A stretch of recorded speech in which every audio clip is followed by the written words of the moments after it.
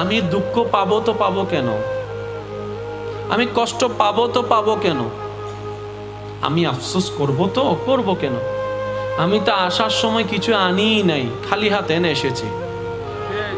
আমি আসার সময় কিছু তো আনি নাই, তো আমি হারাবো তো হারাবো কি? যা পেয়েছি সব দুনিয়ায় পেয়েছি, আল্লাহ তাআলা দান করেছেন। যা হারিয়েছি দুনিয়ায় হারিয়েছি, সুতরাং আমার হলেন আমি টেনশন করতাম। আরে আমি বান্দার চোখ বলে, পেট বলো, হাত বলো, পা বলো, চেহারা বলো, চুল বলো, একটাও তো আমার নয়, সব তো আমার রবের দেওয়া। যেখানে আমি নিজেই আমার নই, এই দুনিয়াতে আমার বলতে আসলে কিছুই নাই, হারানোরও কোনো টেনশন নাই। বলেন সুবহানাল্লাহ। বান্দা যখন নিজের মনের ইচ্ছা দিয়ে রবের উপর ভরসা করে কাজ করতে থাকে, ওই কঠিন কাজও সহজ হয়ে যায়। বলেন সুবহানাল্লাহ। একজন মানুষ সর্বদা আল্লাহর উপর ভরসা রাখতো। সে বলতো আমার কেউ নাই, কিন্তু আমার রব আছে। সুবহানাল্লাহ। জীবনের পরিক্রমায় একটা বিপদে পড়ে একজনের কাছে কিছু টাকা সে ধার নেয় ব্যবসার কাজে।